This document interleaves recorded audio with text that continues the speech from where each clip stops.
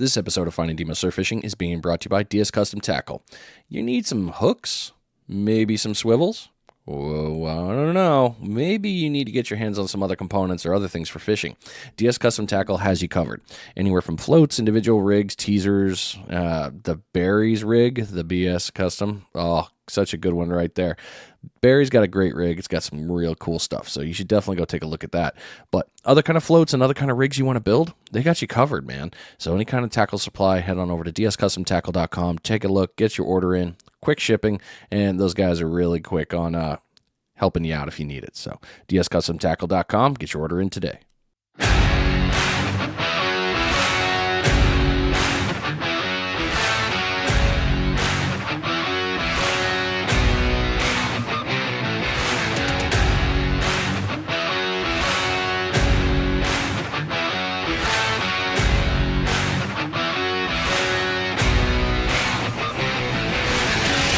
Oh yeah, new week, new episode. Hope you're doing well wherever you are. Things have been going well. Hopefully the fish have been blowing up your lines and you've just been making memories and crushing it. And some of the tips here in the podcast have given you a little bit of a competitive edge. Yeah, that'd be the win. Yes. This week we're taking another fun little digital trip. We're heading up to New England. That's right. We're going up to Massachusetts. We're going to be talking with Chris Peters this week of Mass Surf Fishing, and it's been kind of fun. I've been, sneaking into these different groups in different states and watching what they catch and how they do it. And man, it is some pretty fish around the world. And I wish I had won several lotteries and I could just travel to all these and go catch like these anglers are getting after it. So lots of cool stuff. So like I said, we're going up to Massachusetts. We're going to talk with Chris, and I hope y'all are ready because this is going to be a really educational one. I know that. I just have that feeling. So without further ado, Chris, welcome to the show, man. You doing today? I am glorious. It's a nice evening, decent little spring weather starting for us here. How's it up there? A little chilly tonight, but we had a little bit of warm weather, so starting to move everything forward. Coming out of the old thaw of winter, getting finally back into the nice, comfortable springs. Oh man, I miss spring and summer in New England. I don't miss winter though. Yeah, me neither. That's the one thing about New England. I can't stand the winter. We didn't even get enough cold for ice fishing this year. Really? I was going to ask you that because my cousin's up in Maine. I got family up there, and I did not hear about a lot of ice fishing throughout all the people that I normally follow. So I'm kind of surprised to hear that. Yeah, we didn't get any ice that I know of out here where I am. Damn, man. That's great. So you far from the coast? I'm about 40 minutes from the Cape Cod Canal. Oh, okay. Closer towards like Mount Hope Bay in Rhode Island area. So I'm like pretty central to anything I really want to get to. Yeah. I mean, hell, you can run south down. I mean, hell, you can hit Rhode Island, Connecticut, and if you want to do the evil long run down to the Long Island, that's. Me and my girl were just talking about in June, we're going out to Long Island for the weekend. Gonna get a hotel and just fish up on the surf for the weekend. Oh, I've heard good things about that, so I'm sure you can, cue us in, especially there. Have you, I never asked anybody this. You ever done New Hampshire or Maine on beach fishing? Not too much beach fishing up there. I've done a lot of like intercoastal stuff, like rivers. I went up to the Merrimack, which is right on the New Hampshire, Massachusetts border. I was up there the past 2 weekends, but nothing crazy. Okay. Well, fishing up there is still awesome. And I mean, I grew up there. I grew up in Connecticut. So I think of fishing back there and I'm like, yeah, they get big. They get real big. Yeah, we get big fish and a lot of different species. Yeah. All right, let's turn the dial back here. Let's go back to the beginning. Tell us your story and what got you into fishing. Pretty much same as everyone. My mom started taking me when I was younger. Went on some few tournaments with my grandfather on his little bass boat. Rode my bike all around the towns, doing a little pond hopping, largemouth, doing stuff like that. And then probably 10 years ago, my cousin got me into surf fishing and been doing that. We struck out the first like 2 years, hitting the beaches every night we could think of, trying everything. And at the time, there was really no social media or not too many people talking about it out here. There's a few select groups, but you had to like know people. Yeah. And then that's where I came up with the mass surf fishing for everyone trying to get into it. People can ask questions, feel free to like not be harassed or talked down to. And That's that's pretty much where we're at now. Dude, I love that about your group. It's the same. It's the same kind of principle I push down here with the guys that we run with Panhandle Surf Fishing. It's like, ask questions. Somebody's got to learn somewhere. And back in the day, it was us asking Grandpa or that guy we saw on the beach, and they kind of felt bad for us as kids. Like, oh, I'll give you a little tip. But as an adult, they look at you like, piss off, dude. Why are you near my hole? Yeah, when me and my cousin were first trying down the canal, if you didn't know someone, they weren't talking. Oh wow. And we spent a year or two down there just striking out, trying to figure out how to get the bass, where they were, what levels they were on, what they were feeding on. That's frustrating. So Oh, yeah. I can only imagine. And good on you for starting a group for that, man. Real good on you for that. Yeah, it's going good. It's recently started growing. I recently started talking to the Brockton VA, see if maybe I can take some veterans out to the surf with me this year. I'm out there 2 or 3 nights a week with my girlfriend. Might as well see if someone wants to come out and spend the night on the surf with us. So do you get to drive on the beaches up there, or do you still got to walk it? There's a few down the Cape that you can drive on, but most of the ones I hit, it's pretty close parking. You park right on the beach, and then the surf's right up to you. Nice. Yeah, I'm glad you can still play on the Cape like that, man. I mean, I always worried you start seeing all the buildings and everything, but like, nope, shut it all down. Yeah, there's not too many drive-ons, just down to like I think Churro or Turo down that way. Okay, nice. Well, you've been up there this whole time, and you do a lot of fishing, like you just said. What type of fishing do you really like to do? A lot of canal fishing, and then recently I got into surf fishing. I hooked into a massive stingray from the beach, and that just had me hooked. There's nothing like it. Pull and drag for days. Yeah, last year I fought one for 2 hours on the beach. I had a line of people, and then it finally wrapped me around a buoy, and I had to pop it off. Oh no, that jerk. Yeah, the worst. Oh, that feels like it right there. So, what's your favorite thing about fishing? Just a relaxation, and you never know what you're gonna get. Yeah. Out here, you can get anything from scup, sea robin, fluke, flounder, those big stingrays that I was catching. I've hooked into a few sharks. You never know what you are gonna get. Yeah, man, love that about this sport. So good, so good.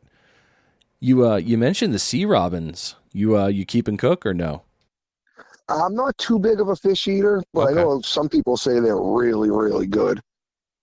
Yeah, I had that from an interview a long while back. The old Palm professor, he dropped these.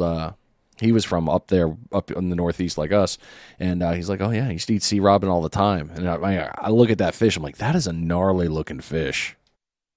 Yeah, and it's weird how aggressive they are too. Oh Like yeah, you would think I'm just catching them on chunks, but I've had them hit SP minnows and jigs. They'll pretty much hit anything in front of them. that's crazy, man. I've never thrown any metal at him, so I might try this year and see if I can't entice some strikes there. That'd be. I have a Oh feeling yeah, that'd be we a can't fun stay fight. away from them. On the ultralights though, it's fun. Nice light pound test, little spinning gear.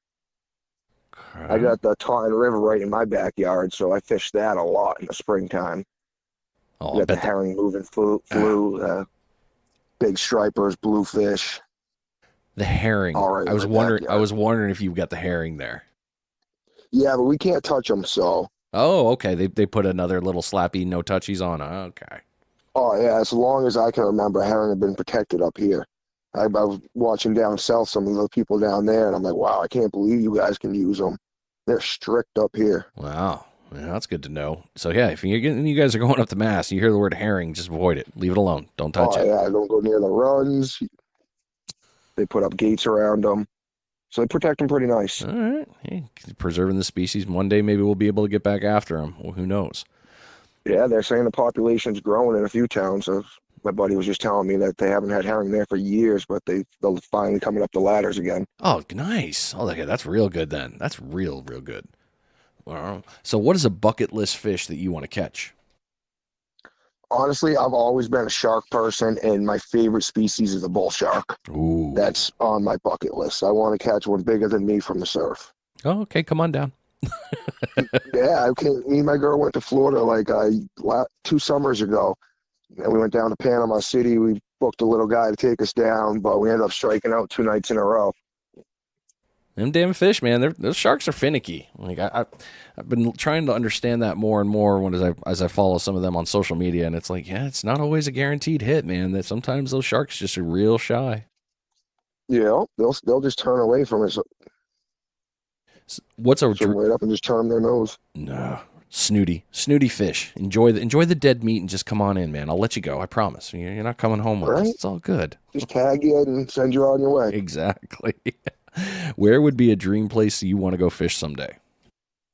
Probably Australia. I see a lot of big fish caught from the surf in Australia.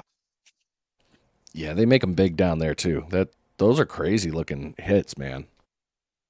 I've been seeing a lot of people catching like GTs from the surf off the cliffs and stuff. Yeah. I don't even know where you would try that, but that looks like it'd be a blast. So a couple guys on TikTok like that, just over that ledge and just throwing it, and it's like, oh, dude, if you fall, nothing good ends Yeah, here. definitely. Oh, okay. Well, this is one of my favorites before we move into the next section here, so let's go ahead and ask that one. What has been your favorite fishing memory? Probably one that I can think of is I took my mom surf fishing a few years ago. She wanted to go out there with me, and we were out there fishing for big rays. All of a sudden, I wanted to go take a walk down, take a few casts on my ultralight for stripers. I'm there maybe 15 minutes or so, not getting a hit. I walked back over, and she got probably a 5-foot shark landed on the beach by herself, just Whoa. sitting there in the surf. She's like, "Yeah, I couldn't go near it, so I'm waiting for you." I was like, "Way to go, mom." Handle the She just picked up beast. that rod, set the hook, and just fought it herself. Dude, that's so cool. That must have been absolutely top five memories in life in Oh yeah. itself. Seeing how she taught me how to fish, and then bringing it full circle, bringing her out there for a fish that she hasn't seen that size in person. Well, let's move into the fun part of the show here of what I like to call the old stealing of the knowledge, because quite frankly, this is where we all learn, and this is how we're going to make each other better. So when you're going to go fishing up there in that area, I mean, you got plenty of shoreline, like we just talked about in the beginning. You got couple of different states you can play with between the Atlantic Ocean or going into one of the sounds. Lots of good movements there. How do you plan your fishing trip? Mostly, I do a lot of canal fishing if I'm not just stuck up on the beach somewhere. So I'll just check the tides for the morning, see what time slack tide is. Try to head down for a slack tide. That way I can get there. Hopefully it lines up moving tides around sunrise. Sunrise, sunset, you usually have killer bites down there. Oh, yeah. That's just, like I said, we went there for 2 years, struck out, and then one year we were like, oh, let's try the magic swimmers. We were like, all right, yeah. We hit bass 20 pounds all year long. We're like, this is awesome. Next year, my buddy's like, yo, try jigging. You'll go down a little bit deeper. That's where the big girls hang out. I remember I ended up hitting up, we had the squid blitz. I think it was 2019, 2020, somewhere around there. Anyone out here that was around will know it was just squid just jumping out of the water, just at your feet. I was filling up trash bags for bait. Yes. I hooked into like my personal best of like 35 pounds, let that go, casted out another Algags jig, and then all of a sudden my reel just started screaming. I had the VR 200 with a Shimano Taraleo. The fish just screamed, ended up being like 48 pounds, 51.5 inches. Is that a striper? Yep. Oh, dude, that's a friggin' tank. Oh, yeah.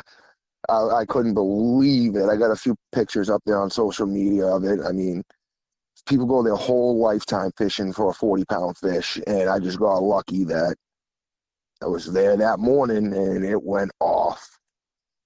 Have you caught one like that since? I've caught a few 40s, but nothing close to that. That was by far the tank, probably fish of my life, striper of my life. And that was on a what, an L-Gags jig? Yeah, Algags. It was weird because there was a squid blitz and all my squid jigs got destroyed. So I ended up throwing on one of his old chartreuse mackerel jigs. And for some reason, that big girl wanted that mackerel. Wow. I mean, there's matching the hatch, which I totally get. I mean, you got squid around. It's like, all right, the bait's here. Let's use that. It's going to get in between the mix. But Yep. she was That's the biggest snooty. thing out here is matching the hatch. But once I ran out of orange, I had to throw something. But that chartreuse was the perfect color change for it. I bet it was like, oh, what's that? I want that instead. You know? Dude, nice. I mean, even if that was planned, that's just real smart. I mean, you said it. My brain clicked right away. It's like, yeah, you matched the hatch, nothing happened. All right, change the hatch a little. Well, like I said, it all happened. They were destroying the orange. I just ran out. They destroyed all of Yeah. my jigs. Oh man, that's so cool, dude. I'm like, I'm in envy right now. That's like a memory fish forever right there. I mean, Oh yeah, I couldn't believe it. Like I've been spoiled with some of the big bass. Like I think it was what year was it? 2018, 20 Hurricane Jose. We were out there on the canal during the hurricane, and it was just 30-pound fish one after the other. they were running up trying to get shelter. Yeah, they were just stuck in the canal. They couldn't go out each end, and they were just hung up on bait for that whole hurricane. Oh, fish in a barrel. Hell You yeah. know, Well, now that you've told us how you're planning it, how do you select your spot once you get where you were going? um, pretty much always big game fish. You want to try to find the holes. If you look at the water as it's moving, you can usually see the different, I don't want to call it textures of the surface, but you can see where those holes are, where the rock piles are. Always try to target, I call it structure, any structure, and there's usually fish around it. Mm-hmm. Yeah, structure's good. Structure's key, especially when you have no real structure. Anything with change is good. You're fishing those big canals, you find one rock pile that's standing all at one little point. You want to try to focus on it. Right. Makes sense there. All right. So you found some holes. You found basically the stretch you're going to run. So now it's time to cast it out. Where are you throwing the line? Depending on which way the canal's running, left or right, you want to throw it as far up current as you can. By the time it's gonna sink and hit bottom, the lure's 90% of the time right in front of you, and then you just bounce it up and down. It'll swing its way to the shore, and then just reel it up, and you pretty much cover every water column from there in. Do you find a one speed works for you or anything like that, or you do the alternating? Like, all right, let's see which one's going to be the hitter today. That's how it is. You got to figure out what they want that day. Some days it's nice, slow bouncing off the bottom. Other days, as soon as you hit, you just start cranking it in and just keep messing around until you find what they're feeding on. Because if you're not doing that style, sometimes you won't get a bite. Yeah. Okay. That definitely makes sense. All right. So you primarily fish. It sounds like, I mean, I'm guessing here, by all means, please correct me. It sounds like you primarily throw jigs and metal in the water versus type like a set rig, a soaking bait. If I'm going to the beach, it's usually soaking baits, but I haven't had too much striper luck from the beach. Okay. It's more my striper's been canals, and lately I've been like, I want to. Past 2 years, I was like, I want to venture out to the surf more. And that's what I've been trying to focus out there. I'll throw out the fish finder rigs. I'll use the circle hooks out here. That's the mandate. Yep. Yep. The inline. You guys have the inline circle too, that mandate or the offset? Yep, inline. Yeah. Yeah. I've heard about that one. It's not that bad to use an inline. It seems to work just fine like every other hook. Yeah, absolutely. The only thing you got to remember is if you have, like, say you have a scup rig out, or they call them porgies, those ones you got to set it. So bouncing from rod to rod is where it messes you up, because sometimes you have the J hooks on those, but all the striper rigs, you got to have the inline circles. So that's where it can mess you up. But Okay. So if you're out at the beach, same thing with the cat. Well, what do you plan on for casting when you're at the beach and not throwing metal? I like a lot of top water. If I'm throwing it like surf, I'll throw out my big 11, 12-foot rods. I'll throw it on with an eel or like a bluefish head going for a ray. They love the bluefish heads for some reason. Oily, stinky happiness. So, and I want to venture a lot more south now, try to target some bigger species. Out here, we don't really have too many that we can get into from the beach. Okay. What are you trying to target bigger wise? Are you just looking after stripers or are you looking to go after something else? For stripers, I think we pretty much have the big ones, except for breeding season in the Yeah. Chesapeake. Oh Other yeah. than that, up here we get the. I couldn't believe it. I went on a tuna charter last year. The amount of fish we have in Cape Cod will just blow your mind. You can go out and catch mahi down in Stellwagen.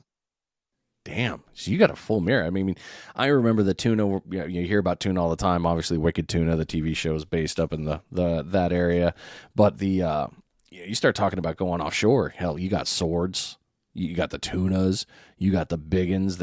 Everything's there, and it's not that far offshore because the shelf's not too far. No, it's real close to us. So that's what I say. You come up here, like you go down to the canal, and you'll just see cars from every state. It's just a known fishery, Perfect. and it's truly amazing. Like the sights, just sitting on the beach enjoying the sunrise or sunset. There's nothing like it. Okay, makes a lot of sense there. Well, we've already talked the first 20 here, so let's get right into the most important thing. Well, not really important, but you've been fishing for a while and you got to check your bait.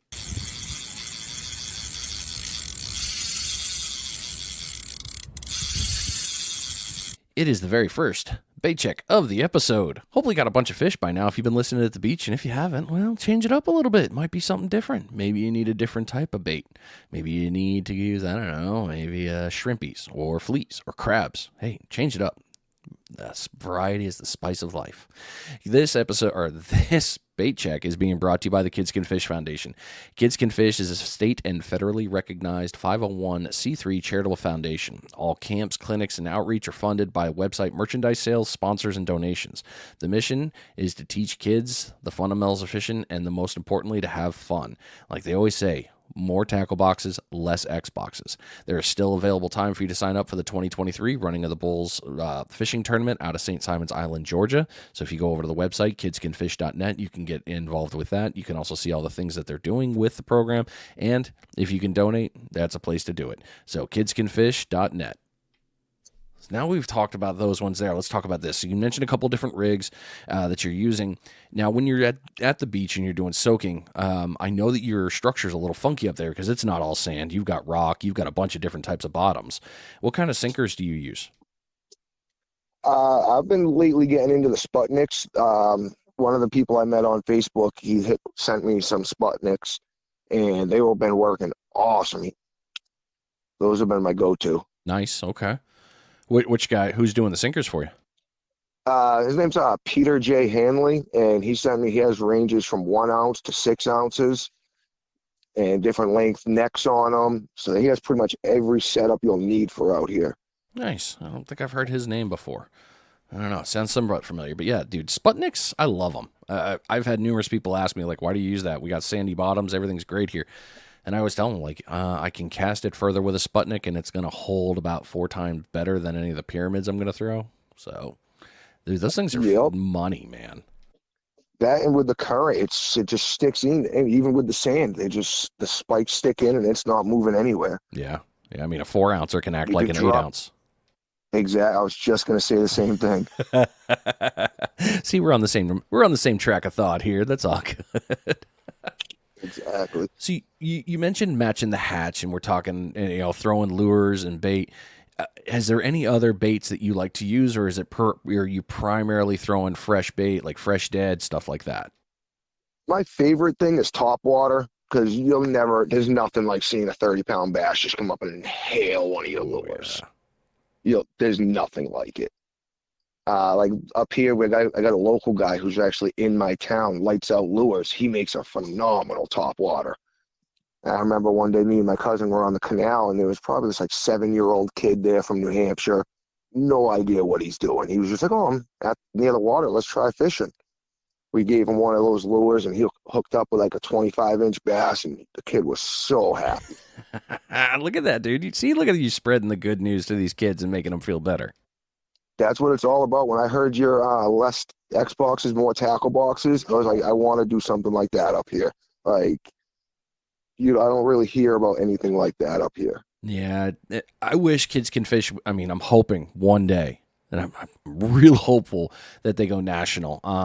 But even if these splinter ones, getting these kids out, man, nowadays, especially away from all the friggin' nuts of the world, the social media and all the digital stuff, get back to the primitive, just get in the water, man, throw something. Such a huge benefit for them. Absolutely. And Even that's, if they're catching a little teeny scup or a little fish, there's nothing like it for them. yep. Yeah, man. I mean, like for us, it was different. You know, I think you're about my age. I'm 42. How old are you?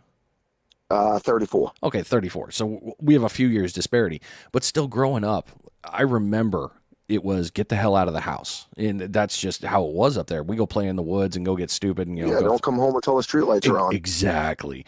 And, going out with dad or grandpa or, or just a family member, look, we get in the boat, we're fishing. You could throw the bobber out there and you're just like, "Toot, toot, toot, toot, toot, toot," but you're still doing something like that. And it's nothing better than that tug, man. That tug is the Oh drug. yeah. I'm recently been taking the stepdaughter fishing, and she's loving it. She's asking me all the time, "When can I go to the beach with you for the night fishing? When can I go to the beach with you?" I'm like, "It's different at night. Like you can't play in the sand. There's no playing in the water. Like you can come, but it's different." Dude, that nighttime water, I mean, strange things come out in the night water. Especially up here in the Cape, every beach we go to, it says caution, great whites. Yeah. So there's no playing in the water at night. No, I don't need to give them any other reason. That's for damn sure. It definitely makes some thoughts go through your head when you're out there in waders or trying to get to a rock. Ankle deep's fair enough for me. At least I can see it try to come at me. I get one shot like a killer whale comes up on the beach and nails a seal. To be kind of like that, it'd be really sad and painful for me. Oh yeah. Luckily, I've never had any encounters like that, but Yeah, it's a matter of time. When I'm there enough, it's a matter of time. God, that's so bad. That's so bad. Oh yeah. So, like you said, you got a bunch of different fishing. And so in the surf, when you're out there, what are you targeting? Pretty much, I'm looking. The one thing I look for is where there's an estuary coming out and feeding into the beach. Oh, okay. I love when there's water pushing out, because if there's water pushing out, there's bait fish pushing out, and then there's predatory fish waiting for them. It's like a giant rip coming out and just feeding them. We have a lot of like ponds and estuaries that just dump right into the ocean. No. So you find up set up near one of them, and you're gonna find some kind of fish out there. Oh man, that's got to be a great. And are those spots normally completely and utterly stacked with anglers? No, usually when you're on the beach, like there's not many people. You go down to the canal, and we call that combat fishing. It's shoulder to shoulder. You gotta kind of know the rules before you go down there. Unless you're gonna find a rock by yourself, it's everyone casting a line. You wait for the dude all the way at the end to cast, and you cast to the side of him, and then everyone's lure works in a line. So there's a whole etiquette for fishing the canal. Wow, that's really good that you guys have that, though. I mean, I bet it's a couple people will screw it up, but they'll figure it out real quick, and everything will be okay. But that's got to be Exactly. So as long as you like pay attention and just kind of watch, see what everyone else is doing, it's easy to pick up. Okay, definitely makes sense. What do you do when you go fishing in a brand new place? Definitely try to find some holes in the water, look for the surf, see if I can find a deep spot, see if there's any estuaries near there. And you always want to hit up the local bait shops and ask them. They'll tell you some spots to go. Yeah. So your bait shops are like your bait and tackle shops are a lot like ours. Then they're all for giving you. I mean, they're not going to give you grid coordinates, but they're all about trying to get you on the fish. Yeah, especially like the little local ones. Sometimes the ones right on the water can be a little more, what do you need? But most of them are pretty cool. Well, how do you adjust your tactics for fishing when the bite isn't on fire? Just a lot of depths, try different baits, see, because you never know what they're going to be feeding on that day. I'll try throwing out a chunk. When I go out, I'll bring bluefish, I'll bring mackerel, pogies or bunker, Manhattan, whatever you guys want to call them, wherever you're from. And then squid, depending on if I want to go for some little bottom fish, maybe some sea worms, and just try out anything, because you never know what they are going to be on. My buddy caught a 50-pounder on a clam. Really? A big old quahogger, or what were you using? Little clam strip. He was just down there using one of the little estuaries, a guy a little bit older than me, and he's like, "Dude, I have the fish on my wall." He's like, "It was massive." See, that's the cool thing with up there is like down here. I know if I go to the beach anywhere in Florida, I can normally find. I'm probably going to find sand fleas or mole crabs, and gonna be lights out. Like fish love them. It's the same with like shrimp. Everything loves shrimp, crab, blah blah blah. But you mentioned a bunch of different things up there in the New England area, and like my brain went right to it. You're talking about sea worms, like blood worms. You got so many different things that you can fight with up there. Then they all try to hit it. Yep. And there's so much. Like I wish we had like sand fleas and stuff up here like that. Because you go to the beach, usually the most you're gonna find is some crabs under the rocks. Like right now, the Tataga moving in, they got some big old teeth on them. Yeah, the big fish. So they like those crabs. You throw the crabs inside the rocks, and they'll just take you for a nice little run. Have you found a certain bait for a certain species, or is it pretty much like, all right, I'm going to try this and see what happens, and just every It, fish hits something different? it's usually the time of year. Like if you come in, like for instance, for tautog in the beginning of the year, they're on crabs because you got the teeth. At the end of the year, they don't have their teeth. They'll mostly go after worms. Stripers, it's all match the hatch. The beginning of the year, we got the herons running in, so you want the light blues, stuff like that. Middle of the summer, the bunker running, so then you want the browns with the little spots. Then if you got the schools of mackerel running, you want to switch to the greens. So it's all, and then if the squid run in, you got the pinks. So you got to do a lot of finding out what bait is in the area at that time. Dude, that's really interesting. You're the first person to really bring up color differential in bait. Oh That's yeah, there's a huge. big. I've been fishing with my cousin. We'll be down the canal. You can't see what bait is in there in the middle of June, July. We got so many different species. He'll be using a purple. I'll be using a black in the middle of the night. They'll only go after purple. So I'll switch over to a purple. All of a sudden, I'll start hooking up. Wow. Sometimes they're just locked on to colors. So on lure set, color makes a huge difference, and on the bait one, and on live and dead bait, it's knowing what's in the water, what's running, and how to get your hands on it there to throw it back out for them to eat. Absolutely. If you Damn, see the mackerel or the bunker, you can throw out a little snag rig and reel it in. Snag yourself some bunker or mackerel. makes a lot of sense. Do you do any cast netting from the beach, or do you just bring it in whatever, hit the hook like a bait hook out, and all right, I got live I've bait. been Here we go. recently. I wanted to get into cast netting. I have not. It's usually I'll throw out my treble hook if I see a school bunker, and if not, then I'll hit the bait shops because we're not going to find too much bait on the beaches. Okay, so they're a little further out, like they're doing their normal Yeah, swim. They're basically in the swim lane with everything else. exactly. You got your times. Like if you're there, sometimes they'll go off right in the morning. They'll blitz for whole schools of bunker. You can walk across them. It's sometimes they come in. Other times you're out by the first buoys. Damn, yeah, that's a haul to the buoys. Yeah, that's like one of the mackerel spots. If you're out there in the by the canal, you head out towards the buoy, and a lot of people will jig up some mackerel. Okay, that makes a lot more sense. All right, so with you got such a different piece there for fishery. How is fishing different in your area that you're at right now than the other areas that you visited? Pretty much the same. You want to throw for me because you want to I go for the predatory fish. So you're Right. trying to look for the ambush. You look for the bait fish. If you can find some kind of structure, you'll usually find some kind of fish. But I haven't done too much traveling. That's the one thing I'm setting to myself this year. I want to go out a couple weekends to a few different states, try to get on some fish that don't come up this way. Yeah. Okay, dude, that I think you're going to be super successful. I mean, based on everything you've told me right now, I'm like, oh, he's good. Don't worry, he's got this. So that's really cool that you found that. Like the cracking that combination though of colors is you're pinging in my head right now of things I need to think of down here, and then when I go fishing like the Outer Banks or something. But I just never really figured on color. I've always been more of a scent person. Yeah, honestly, I've never even looked into scent throwing plastics or metals. It's just always match the hatch. That's the one thing I was taught, and I don't know why, but for some reason, these both bluefish and stripers, they have pretty big eyes, and they Yeah. can see colors very well. Oh, see those big bluefish. I mean, those are some serious teeth too. Those little Oh, they're a guys, blast. man, they're beastly right there. It's like, hold on. Oh, by the way, I'm 36 inches, and you're gonna feel every one pulling. Pound for pound, they fight better than striper any day. Wow, really? Yeah, That's cool. I, I have yet to catch a striper, so I'm still very sad at myself for never catching one.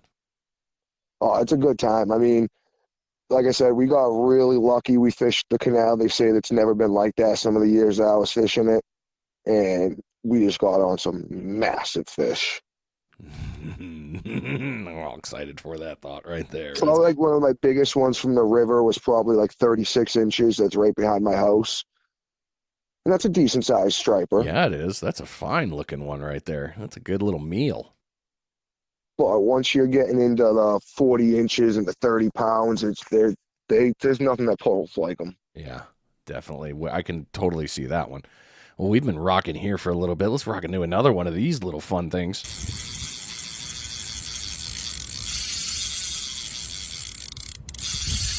It is your second bait check of the episode. Hopefully, got a bunch of fish now. Because, I mean, we've been talking, and you totally got to catch them all. He's been giving you good info, too. So get it on out there, man. This bait check is being brought to you by The Sinker Guy. Head on over to thesinkerguy.com and take a look at everything that Chip's got going on in the Sinker Guy garage. If you open up the page and the first thing you see is a guy holding a bunch of fish, yeah, that's all Chip right there. He's just crushing it out in the surf, man. The Bruno rig, loves it. That thing catches fish. Those little itty bitty beads, that little float and that hook does it every time. Maybe you need sinkers? Hey, it's in his name. He's got plenty of sinkers available, Sputniks and all in different weights. If you need a specific weight that's not listed on the website, don't forget, reach on out to Chip and talk to him. He might be able to accommodate you somehow, some way. If you need terminal tackle, any kind of other pieces to build rigs, or maybe you need some supporting equipment, he's got it in there. So head on over to thesinkerguy.com, get your order in today. Well, now we've talked all these with that one. Let's talk about seasons. And you mentioned earlier with the tides, you like getting out there at the slack tide because that's that point where, all right, tide's about to shift. Here we go. We're going to rock it out. But with that one, do you find that any tide is better for you, or is it all kind of the same on the high and the low? It usually I like 2 hours before to 2 hours after of either high or low. Okay. So right before the switch when it's really kind of going. And both of them, for that one there on either side, has either one proved better than the other, or is it kind of, six in one hand, half a dozen in the other? Pretty much, unless you're fishing near one of those outflows like I was talking about, then you definitely want the outgoing tide because that's when all the bait's being pushed back out in front of you. Right. Sucking it out and going from there. Exactly. Okay, cool. So, all right, so let's play into the seasons here. We're coming into spring and the summer. Everything's about to be amazing for the next 6 months of fishing. I'm stupid excited for it. What have you noticed with spring and summer fishing for you in your area? Spring's really good, really, really good. All the bass are starting to move up. Like right now, we're just now getting the schoolies. We're getting some holdovers. People that don't know, the schoolies are the bass under 28s. They'll come in, then the slots will come in, and then the big girls come in after them. The fishing's real hot until like July. Once the hotter months get here, August, end of July, starts to slow down a little bit more. They're in a little bit deeper water, cooler water. Head up towards like Plymouth where the water's a little bit colder. And then the fall run starts, and all of them are trying to just get as fat as they can before they head back down south. Yeah. Oh, man. Dude, and the funny thing with summer, you guys don't get crazy hot like we do down here. I mean, you do get a good warm one, and the sun is hitting nice and good. And New England in the summer is not a bad place to be. The difference is we got that nasty humidity, yeah, which makes it brutal. Bro, I feel you. I feel you every day on that humid word. I remember it would be like 95 here and it'd be brutal. I was at Lake Havasu in Arizona. It was like 110. I'm like, this isn't bad at all. Oh, yeah.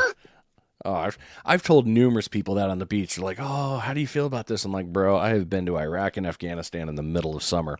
I will take their summer any day of a week with that dry ass heat than over this friggin' cooking oven that I'm being sous vide. I'm being boiled alive. It gets brutal. Yeah. So with the summer for you, I mean, I'm not overly surprised to hear the bite slows down, but I'm kind of also like, I guess I could see that because your water temperature does increase. But let's move it into the bitter evil time. What about winter? What do you guys do for that one? Winter's tough. If you can find some bait, you could find some warmer waters in the rivers. You could get into some holdover bass. Other than that, it's pretty much tear your rods apart, do some fresh water, re-spool your stuff, redo your rigs, stock up on all gear. Because if you're fishing the canal, you're donating to the canal. Oh yeah. You're throwing a 5 ounce jig into just rock piles at like miles an hour, and you're just hanging up on the bottom. Whew. Nope. Nope. No thanks. But No. that's where the big girls are. They're just swimming at the bottom, waiting for the scraps to be dropped. So what you're saying? Sometimes you got to pay the tax to the to Poseidon Oh, there. 100%. When I go to the canal, I know I'm donating $35, $40 in jigs. Oh no, that hurts. Easy. If you don't snap off, you're like, what happened tonight? Like, this is not right. You better go buy a scratcher. Yep. Because that's all you do is you just cast it as far up current. You just wait for your line to go thud. You're on the bottom, and you're bouncing it up in between rocks. Every jig is bouncing into a rock hole. Oh, wow. So you talked about bait earlier. We're talking about matching the hatch, and you nailed into that really well. Thank you so much. And the tackle, you've really helped explain that one. You've mentioned two of my favorite times a day, which is the morning, which actually that's not my favorite. The evening bite is my absolute favorite. Have you noticed that during the time out there, there's a difference in the daylight or the sunset bite? Absolutely. Okay. Well, Nighttime, by far, for stripers is the best time. The big ones are usually feeding at night. You get the rare ones where if you find a blitz or something, you can get on some big fish. But usually you're casting out into pitch black, and that's when the big ones are hunting. you've got also, I mean, you got flounder up there that'll run sometimes close. They'll play into the game a little bit too. What other species do you like playing with up there? Mostly for me, like I said, it was stripers and bluefish. And then once I hooked into that stingray, I'm trying to figure out how big it was. No one, well, can't really get an answer. Mass Fishing Game said that they had a biologist looking into it because they didn't know they got that big out here. And ever since then, I want to see what else is out here. I got the tags from nowhere because sometimes we'll get the bycatch of the sandbars. You can't target them, Yeah. but you get them in the bycatch. So you go out. I mean, you mentioned it too. You talked about sharking. Do you do some shark fishing up there? I've been trying. We don't get too many that come in close. We'll get the threshers will occasionally come in. I heard stories. My cousin caught one down in Westport one night. So I'm trying, but no, not too much luck so far. Just that big stingray. So let's talk about your gear then. I know this wasn't really on the questions that I sent you, but let's talk a little bit about that. What's your gear setup when you're going out there on the beach? I'll usually, for my plug-in rod, I have my 11-foot Shimano Taraleo. It's rated 2 to 6. I got that paired with a VR 200 and 50-pound Power Pro on it. I usually run like a 50-pound leader of fluorocarbon with it, probably about 2 feet. That's for plugging. And then I got my 11 to 12-foot ugly sticks. I had them paired up with Shimano 8000 OC and 8000D. But I just upgraded them because I've had a few fish almost spool me the last few years. Holy crap, on an 8K? Yeah. Well, they only hold, I think it's like 250 a 50. Really? Oh, man. Yeah. I thought the 8000 would give you a couple hundred. I'll give you at least 350, 400. No, not a 50. But, I mean, you don't really need 50. It only has 20 pounds of drag. Yeah, that's true. That's, I mean, because you are using the thicker stuff, so it is going to eat up a little bit more real estate. Okay, that makes more sense. Yeah. So I came across a Fin Noir. Not too many people have heard of them, but I got the offshore, the 9500s. They're absolute tanks. Really? It has 65 pounds of drag, spinning reel, and it holds 650 yards of 65. All right, now you got me. Oh, is it the conventional or is it a spinner? No, the spinning, the Fin Noir 9500 offshore is what it's called. All right, I'm going to find this And damn they're thing. fairly cheap. I think they're around like 200. That's FIN. Nor. I think Nor. Yeah, finnor.com. Yeah, they're only showing me. Oh, wait, no, here we go. Lethal spinning reel. I see that one. And then here's the end offshore SP. Yeah, if you type in the OFS 9500A offshore spinning reel, like it comes up on Tackle Direct. Okay. I just typed it in real quick on Google while we're on the phone to see if I could find it for you. Yeah, I'm Let me see pulling if it I up can. too. Yep, here it is. I see it. Wow, it's got kind of They're a absolutely tanks. looks a little old school style. I like that. Yeah, it kind of reminds me of the old school. What was it? Nichols, the freshwater reels from Yeah, back in the day. yeah. Dude, that handle is that little handle on there is definitely a cranking handle. That ain't that you're not messing around there. No, especially with that much drag, I can pretty much stop anything that I'm coming Oh, for across. sure. There's no way you couldn't, man. That thing looks that yeah, that looks So, like a beast of a reel. oh yeah. So just for giggles this year, on TikTok, I've been seeing a lot. I don't know if you've heard of them, the Mad Cat rods. That a lot of people use them for catfishing. Are those the ones that are looking kind of orange, or they're doing more Yeah, of the they're like night color? fluorescent. Yeah. Yeah. So I was checking them out and I was seeing people like boat flip like 80-pound catfish with them. So I'm like, if that's the case, let me check it out. So I look them up and they're rated 2 to 16 ounces. Jeez, that's a So I beefcake. just ordered one of them and it came in last week. I went out tog fishing. I was launching a 5-ounce sinker just all the way to the middle of the channel with that reel. Just absolutely sending it. Holy crap! And so the castability is that smooth, huh? Yeah. I mean, you could feel it with the 60-pound braid. It's a little choppy, Right. but you could still send it. Oh, dude, it sounds like it. Man, boat flipping a big ass cat. Those guys are nuts with those rods, dude. It's like they're borderline indestructible. Oh yeah, and from what I can tell, his warranty seems really good.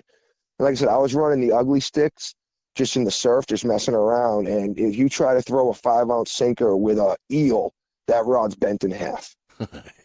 You cannot cast it. Oh, wow. Yeah, these things right here can take some damage, dude. That's some cool finds right there. That's one thing I will absolutely give social media is you can find some pretty cool small businesses making some awesome gear. Right? And for the price, it was like $100. Oh hell yeah. I'm like, what? My Terraleo, I just looked at the new one. They want 400. Ooh, oh, that'll hurt the I'm heart. like, yeah. I'm like, that's insane. And that thing can only cast up to 6 ounces. Yeah, 16. Yeah, I mean, you're doing 8 bait and chunks and happiness right there. So yeah, you definitely got Right? I can yourself. throw out my 5-ounce Sputnik and a bluefish head and probably launch it. I can't wait for this summer. Oh, I'm already looking forward to seeing your posts about it now. I'm like, yeah, there's going to be some good fish this year for you. Yeah, I hope so. I can't wait. It's starting to pick up all winter. I'm sitting inside just like itching, just waiting. Well, what other gear are you using, man? I mean, you nailed a couple of really good things there. So you got the set rods there, and you also got the plug in and away. Anything else you're using? Lately, I've been trying to get more into the conventional. Okay. I picked up a Saltis, I think it's 38H, I think it is. A little conventional reel. I'm looking into a longer rod for it because the rod I had originally bought for boating, and it's just too small to cast from the surf. You can't get no distance. I only got it on like a 7-foot rod. Yeah, you need some length there for sure. You were gonna want that. Yeah, that'll be So like good, the man. last year, I've been messing with that, and I can still get it out there decent. But there's some new reels that I want. I really want to have it. Oh, really? Yeah. I heard your podcast with the RC boat, and that I really want one because kayaking out a bait Oh, it's in Cape horrible. Cod waters is just so sketchy. Oh, definitely. So sketchy. That's the and see down here. I love the guys. I absolutely, oh, I love the sharkers, and I admire them for the wheelbarrow that they have to carry their sack in as they go in and out of the water every day out of the kayak. But dude, after watching Mike with like Smitty Surf Fishing, we're close friends. We also run the Friday Night Live here for the Panhandle Fishing Report. Man, when he started using the RC fishing surfer and taking baits out just to catch mid-range sharks, and then I'm watching these other guys do it with either, the RC fishing surfer or the Aqua Cat. It's Yeah, like, that's a big toy. oh yeah, it's like, hold on, I'm going to move this out here and I'm going to catch. And you're just, yes, you're limited by the battery and range, sure, but you've created such a huge safety barrier for yourself and your team that it's like, we're good. It's totally worth it. Yeah, I really want one. I'm contemplating spending $1,000 on it. It's a lot though. Oh, You got to get the one with the fish finder just because it has the depth. yep. Without that, you're pretty much just guessing. And then for you, I mean, your water, let's be honest, New England water is not exactly crystal clear. You've got some No, mud and murk. You're going to, a little bit of sonar is going to go a long way there. absolutely. And we have the long stretches where you can walk out 300 yards and only be waist deep. Yeah. Yeah. You got some long So if beaches. you don't have something that shows depth, you could be casting in a 5-foot pool, just wasting your time all night. Mm.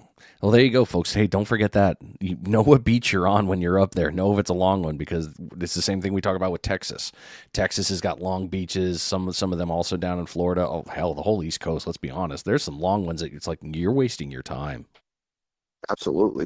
There's some that drop off real quick, and there's some that'll come all the way. You don't even have a beach. There's some surfs that come up to the parking lot, and then there's other ones you're walking out far.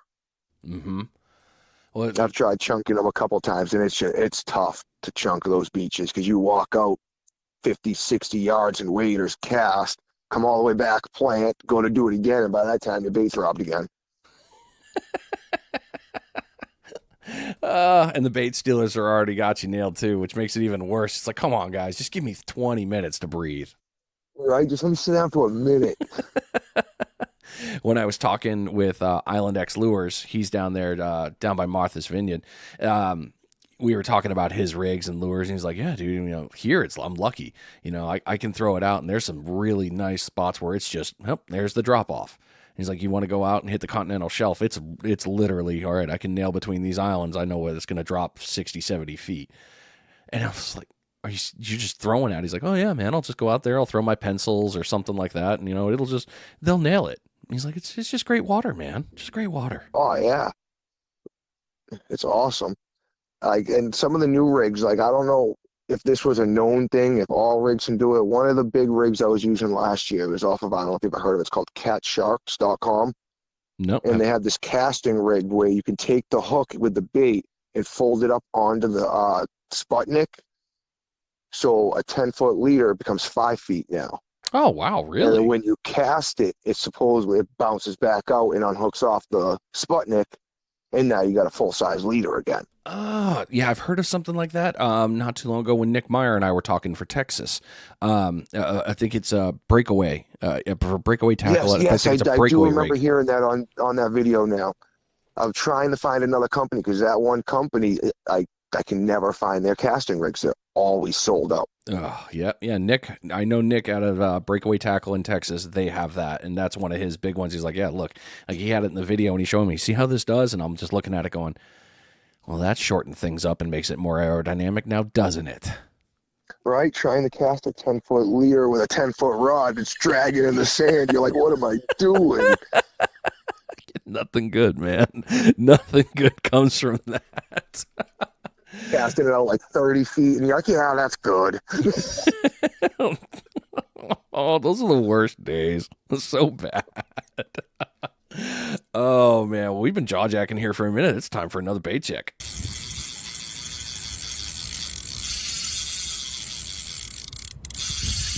It is your third and final bait check of the episode. Hopefully you've caught a bunch of fish, life is good, and you are just listening to this on the ride home, and things are just looking up for the next time out. And if not, well, let's change that bait one more time. Maybe you need to change locations and spots. Not a bad idea. We've been talking for a little bit. This bait check is being brought to you by Ninja Tackle. Over at ninjatackleva.com, Matt's got a bunch of things in there that I talk about all the time. Something about a limited edition bummy stick. Yeah, something about that. Just a nice rod. Yeah, it's been doing good things. You can do a lot of cool things with it with that length. You can throw lures, you can do set rigs, fun stuff there. The 7 foot spinning inshore go to rod. You guys know I talk about that all the time. I mean, I'm throwing a 1 ounce piece of metal out there, nailing it about 100 yards, 100 plus. A little bit more with the old tailwind days. But man, fish love it. And it's a fun fight on there. If you need rigs, he's got them. Or reels. He is an authorized retailer of those wonderful green monsters that you see all the time, the Akios. Lots of cool stuff in there. So lots of rods, rigs, bait. You need it. It's a one-stop shop. Get on over to ninjatackleva.com and get your order in today. You will not be sorry. Oh man, we've been at this. We're coming up on the home stretch for you here, man, and I have been thoroughly enjoying this. So thank you so All right, much. this hour flew by. Dude, isn't it nuts? It's like, wait, we were just talking like 10 minutes ago. I can't believe there's already 3 bait checks. I know, man. It's nuts. All right. So, what knowledge would you give to a brand new angler? Patience. Definitely patience and just keep at it. Like I said, I spent the first year without a fish. And then once you're on, you're on. Yeah. Isn't it like, tell me if I'm wrong, by all means, please. It's like a light switch sometimes after you've been grinding and grinding and grinding, and then you get that first hookup, you bring it in, and then you're looking at your gear, and all of a sudden it's like, oh, damn. Oh, crap. Throw it back out. That worked. Let's do this again. And it's just maintained success after that. Absolutely. Once you figure out confidence with your lures is a big thing.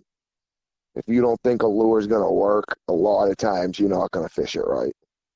Oh, the And positive you're going to have mental. the correct gear too. Like I was fishing the canal. I had great reel, don't get me wrong, the Penn Spin Fisher.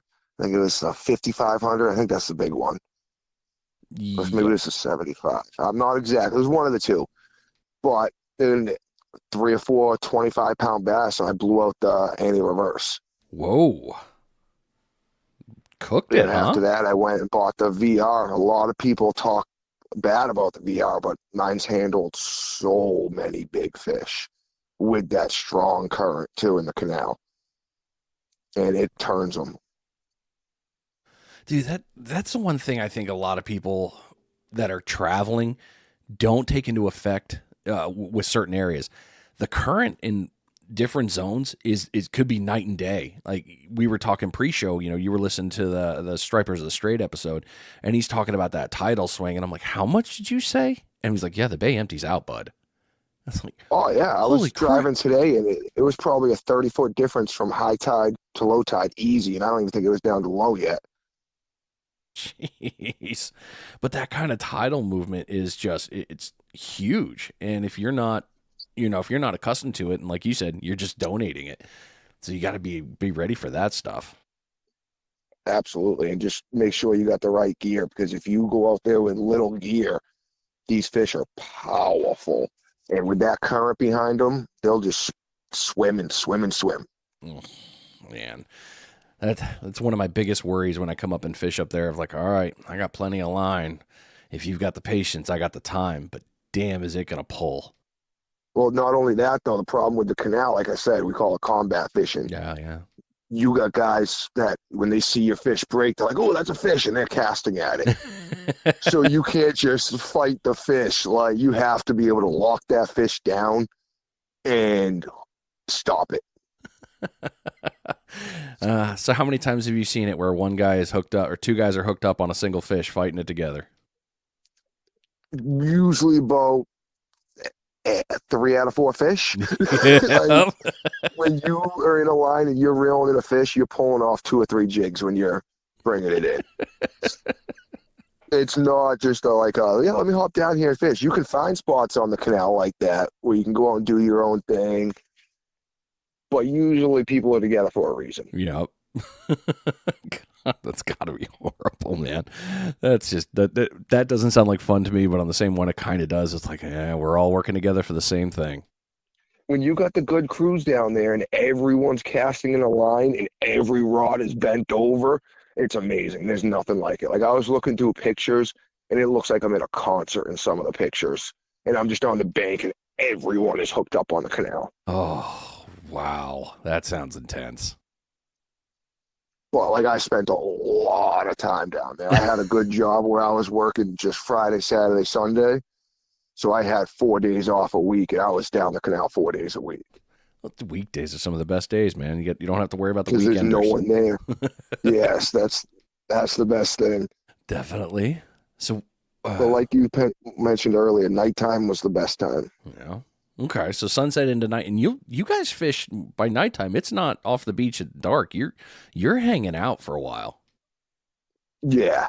Where usually like when I was doing my trips down the canal, I'd leave my house around like 12, get there for 2 a.m.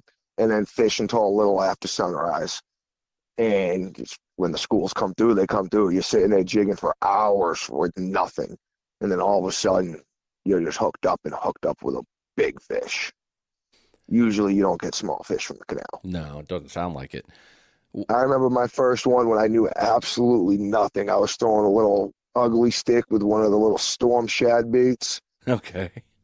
and I just found one of the little sewer drains, just any kind of water inflow. That's what I always look for. And I hooked into like a little, like 14-inch striper, and I was hooked. Dude, if you guys have never been to New England or some of these other fisheries like this, the spillway is it, it's like a mecca because it's getting nutrients from wherever that stuff was and the fish are just picking it off, whether it's krill, if you want to call it that, or the green slime that comes through because it's all there. And it's just a fun little zone to just drop in, like, come here, you're ready, it's on. Oh yeah, they're all just hanging out right at the ends. Yep. So don't discount those when you go fishing. Don't if you can find some spillways and some funds into the canal, don't ignore that. That still counts as surf fishing in my opinion, kind of, as long as you're close to the beach. Well, the canal works perfect because it cuts off all the beaches. There you go. Yep. Don't got to worry about that. It's deadly though. You got to wear the corkers with the spikes because if you're on those rocks at night, it Oh gets yeah. slippery. I've gotten some damage, broke some rods down there. Ooh, that would hurt my soul right there. The idea of that makes me cringe. Oh yeah. What do you think a reason has been for such a surge to surf fishing? I would have to say a mixture of social media and COVID. Everyone being locked in their house and having access to seeing other people outside their house. I think that definitely had a huge push into it. I could totally see that for sure. So we've been talking about people coming up and all that. I mean, not a lot of people. We've got listeners all over the world, all over the country, and some, Massachusetts is no place to stick your nose up of saying, no, there's no fishing. There's lots of good fishing. What do you recommend to someone that's coming to that area for the very first time, has never been there before, knows what they're doing, but never been up there? What do you recommend they do before they start fishing that zone? Well, if they're gonna do the canal, definitely just stop in the bait shops, get some heavy, heavy gear. You want at least 50-pound line for everything because you're in the rocks. And if you're on the beaches, you want the fluoro, you can chunk or you can throw out like the metals, like you were saying, the cast masters, the deadly dicks, top waters. The people love the darters. The bass love the darters. You You know, gotta just experiment and find out what bait is running. okay. You bring up something and it just clicked to me, and I should have asked it earlier. Um, Obviously, fish key in on vibration. Especially big predators, they find that fish at the top trying to jump out and run away. Top water up there creating such a buzz, and like you said, it just wears them out on those striped bass. I mean, it's just getting after them. But do you find that top water is better than metal and sinking style, or is it kind of no difference? It depends on your preference. Like if you want to go for the big fish, you want to be in the canal, you want to be on a jig on the bottom. I've caught in 35-pound stripers on top water, but not as consistently as jigging. Okay, because like you said, the big girls they like the bottom, they like that current Yeah, moving fast. they're not big for a they're big for a reason. They're just hanging out, being slow, just waiting for food. And a big ass striped bass needs to eat a lot. Oh yeah, when I take one, I don't eat often, but when I take them home, I've pulled out range from crabs. I've pulled out multiple mackerels at a time, herring, squid. They'll eat anything. Yep. Yep. There's a chance I got to go up this summer. Definitely. I need a reason. Oh, there it is. And uh, when the canal's on, it's on. dude, that seriously sounds like such a good time. Like, after we're done here, I got something to ask you about, and we'll figure it out on the offline side. But I will be in the New England area in about 2 months, so we might have a day trip have to happen. That would, yeah, that would be prime fishing time. Perfect. Let's do that. All right, let's get you the last question and get you out of here, man. You've been friggin' phenomenal, and I've loved every second of this. What's next for you? Honestly, I kind of want to try growing the mass surf fishing. Like I said, when I originally created it, it was just for people to ask questions. I never thought it would be. Now it's up to almost 10,000 people with all the platforms. And some people, like I got the T-shirt. Some people ask about that. So I'm thinking about making that an option. I talked about the veteran thing. I was trying to get some veterans out on the surf. So I want to figure out a way to turn it just from a hobby to something else. I don't know what yet, but something else. Well, I'll say this happily and leave it in the episode, and I do mean this. If I can help in any way, and if any of our listeners, if you can offer any good help for Chris, by all means, we're here for you, man. However we can assist to make you make that monster grow, because that's all this is about, is learning and growing and helping everyone become better and getting somebody out there and fishing. I appreciate that. Absolutely. I really do. That's all it is for me, is just trying to get people out on the water. Well, let's definitely make that happen. Well, Chris, dude, this hour has flown by. It's hard to believe it's already done, and we nailed all the questions, and you've been phenomenal, man. Lots of great information and fully open with it. I appreciate it. It's been phenomenal. Thank you so much. Thank you for having me. It's been a blast. And, we'll talk more. I know that. That's going to happen. Sounds good. I can't wait. All right, man. We'll talk soon. All right. Have a good day. Yes, sir.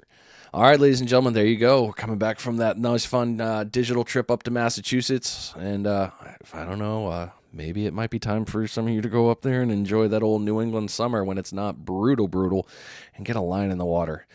It's not a bad place out of Cape Cod if you haven't been. Some pretty cool stuff. So lots of good fishing in that area. And if you're on the social media world, which more than likely you are, because that might be where you found me, go take a look at Mass Surf Fishing. That's a Facebook group on there. By all means, link in, share people up there, learn about it. It's all we can do is learn, and who knows, maybe that'll work in your area. It's been great talking with you as always. Thanks for sticking around. I appreciate you. I will see you next week. You've been listening to Finding Demo Surf Fishing. I'm out of here.